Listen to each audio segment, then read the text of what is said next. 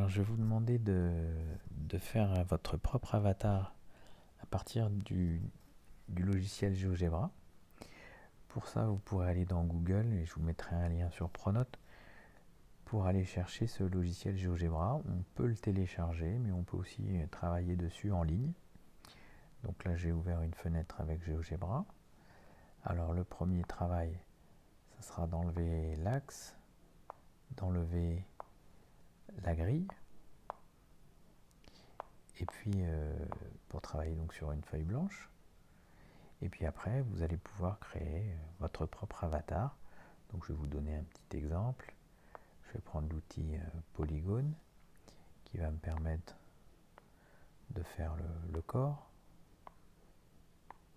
Voilà, par exemple. Vous allez dans l'outil déplacer, tout en haut à gauche, si vous voulez modifier, déplacer certains points. Et ce que je vous conseille de faire, c'est vraiment d'enlever le nom des points et d'enlever toutes les lettres à la fin, quand vous aurez terminé, pour que vraiment le travail soit propre. Donc ici, j'ai mon outil Polygone, donc je peux cliquer dessus, et puis avec les propriétés, alors tout ce que je fais là, c'est sur une tablette, mais vous pouvez le faire sur l'ordinateur, et pour accéder aux propriétés, il suffit de faire un clic droit. Donc, moi ici sur la tablette, je dois aller sur le nom du polygone, cliquer sur propriétés, et ensuite, normalement, les propriétés vont apparaître.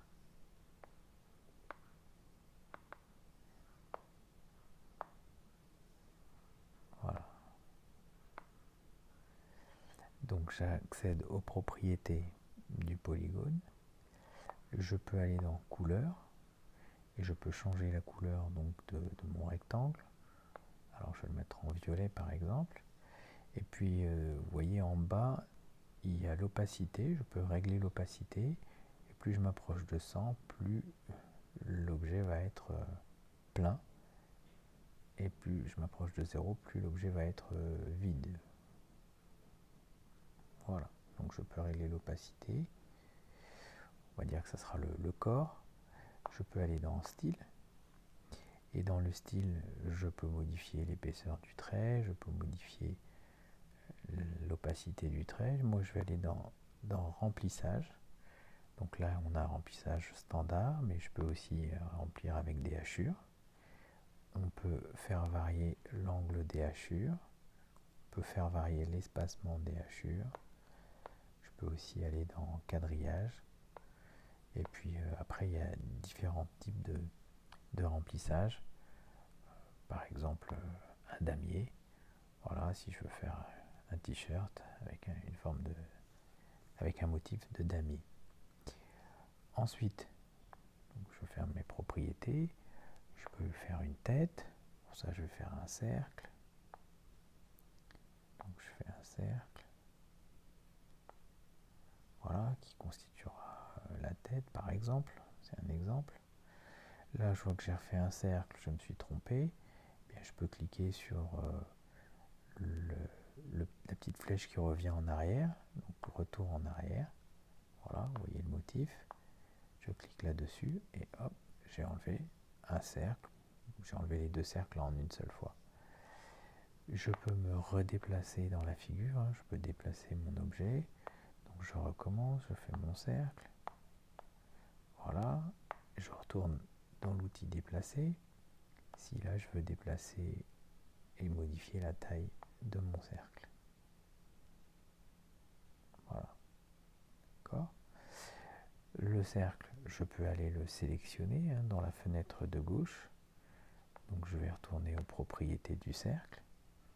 Et là, je peux changer la couleur à la fois de l'intérieur et à la fois la couleur du trait. Donc là, je vais mettre une peau plutôt marron. Voilà, pour ma tête. Je vais dans style. S'il a bien voulu, alors il m'a changé. On n'est plus dans... Voilà, j'ai eu un petit souci. Il faut que je revienne sélectionner mon cercle dans les outils à gauche. Voilà. On est bien sur l'outil cercle. Donc je retourne dans le style. Et là, je peux à nouveau modifier le remplissage, modifier la couleur. Donc on avait dit marron, et je peux régler l'opacité, par exemple. Je peux ne pas faire apparaître le trait ou changer l'épaisseur du trait, par exemple. Voilà. Donc vous allez pouvoir aussi me faire des bras, par exemple.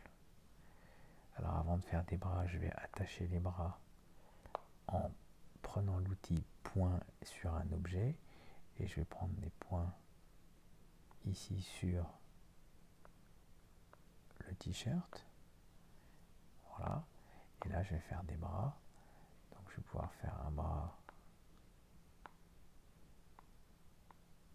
comme ceci, un bras de l'autre côté. Voilà. À chaque fois que vous prenez un outil, vous avez l'aide qui apparaît. Vous voyez, l'aide est apparue en bas. Ou si vous laissez passer la souris, si vous laissez la souris sur l'icône, vous aurez en jaune l'aide, l'explication, comment utiliser l'outil. Voilà, donc je ne vais pas plus loin. Vous avez aussi la possibilité d'utiliser des demi-cercles, par exemple. Et vous avez l'aide en bas. Donc pour un demi-cercle, je choisis 2 points. Voilà. Par exemple, pour les yeux, je peux avoir un demi-cercle. Alors si je commence par la droite, vous voyez, le demi-cercle est vers le bas, sinon le demi-cercle est vers le haut. Et puis, une fois que vous avez terminé votre travail, eh bien, vous pourrez effacer les points en cliquant tout simplement dans la fenêtre de gauche, en cliquant sur le nom des points. Alors si vous cliquez, vous voyez qu'au fur et à mesure, j'enlève les points. J'enlève le nom des points et le point bleu qui apparaissait à chaque fois. Même chose, on peut enlever les segments ou les laisser. Et puis il y a un outil qui est pratique. Ça va être l'outil que vous avez au niveau du dernier icône à droite. Vous avez l'outil qui est afficher, cacher l'objet. Et donc à chaque fois que je vais cliquer sur un point, je vais pouvoir l'effacer. Vous voyez ? Et puis vous avez un autre outil qui est l'outil cacher l'étiquette. Et à chaque fois que vous cliquez dessus, vous allez effacer les noms des lettres. Et donc là, ça va me permettre d'effacer le nom de tous les segments, tous les côtés. Voilà, dès que je peux faire disparaître mes lettres, je clique dessus pour faire disparaître mes lettres.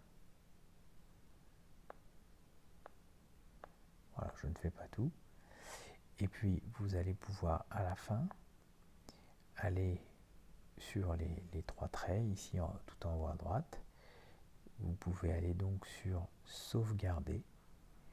Et ensuite, vous allez pouvoir m'envoyer ce fichier au format GeoGebra. Sauvegarder. Et vous me l'envoyez sur le casier de l'UNT. Ou alors, vous pouvez exporter. Vous voyez, vous allez me l'exporter en GeoGebra, donc au format GeoGebra ggb.ggb. Voilà, et là vous pourrez modifier le nom. Donc je vous donne une petite idée ici de travail, mais évidemment il y a beaucoup d'autres possibilités. On peut insérer des images, on peut faire beaucoup de choses. Voilà.